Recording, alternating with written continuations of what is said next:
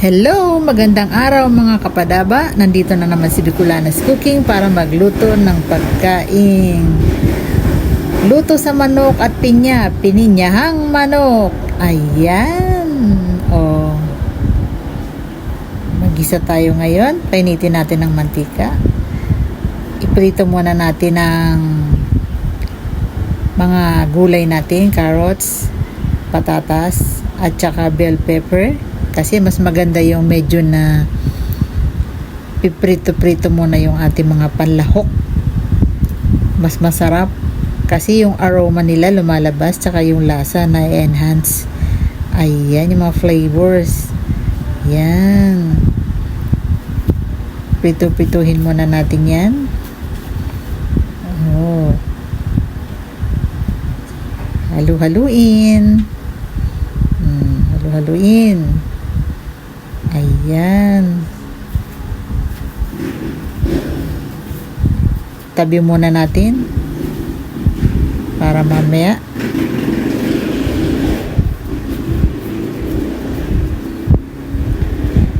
gagamitin natin ito mamaya pagka tapos natin masangkot sa yung chicken.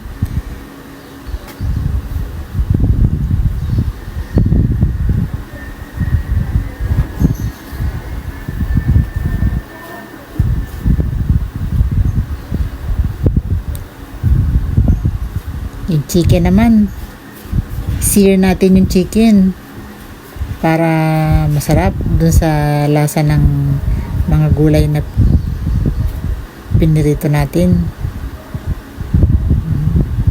Ayan. Medyo naninikit-nikit na. Yan ang maganda dyan eh. Yung may mga caramelized sa kawali. Flavors kasi yan eh. Lagyan natin ng bawang. Bango. Ang bango-bango. Uy. Naku, ang sarap na naman ito. Ang bango-bango bawang pa lang. Nahalo sa chicken. Ang bango na kaagad. Ayan. Lagay tayo ng isang pirasong bay leaf. Kasi yun ang masarap sa pininyahang manok eh. May konting lasa ng bay leaf. Konti lang para lagyan natin yung sibuyas. Haluin natin maigi. Yan.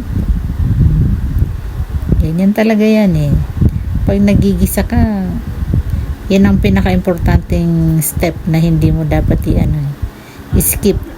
Yan. Maglagay tayo ng konting asin, paminta, para may timpla, umpisa pa lang yung ating niluluto. Maganda kasi yung paminta na luluto ng konti sa mantika eh.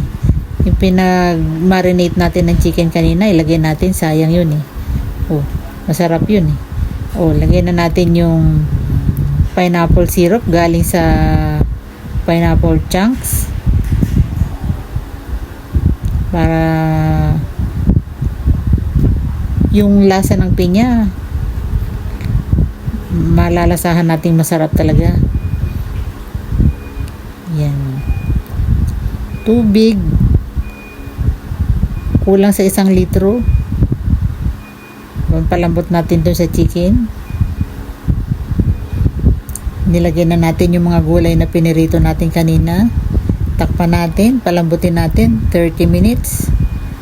After 30 minutes, ayan na yan.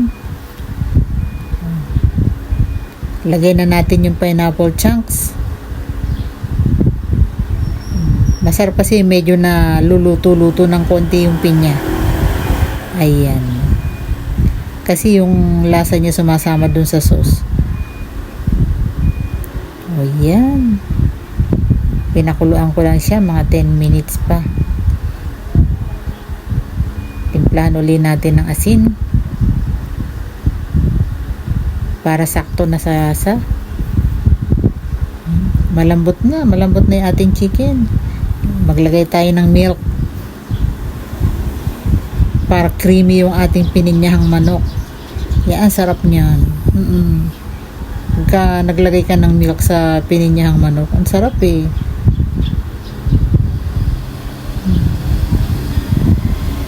Halu-haluin.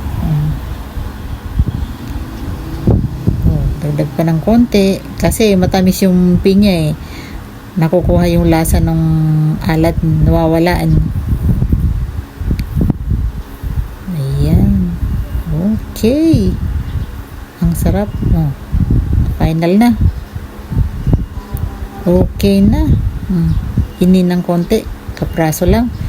Ayan na, painin na siya, luto na.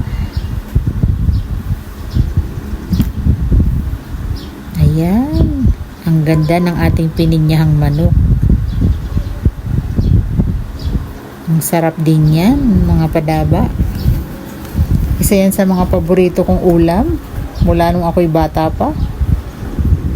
Ayan, watang chicken, pinya, patatas, carrots, lahat ng sangkap tikman natin para ma-enjoy natin.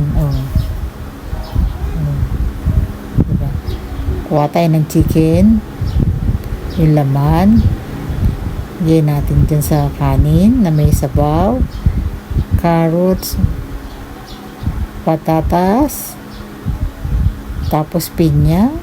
Diba? Isang subong sama-sama, masarap. Kayo dito para matikman kayo. Unang subo para sa inyo, mga padaba. Sarap, grabe, sarap-sarap. Approve siya.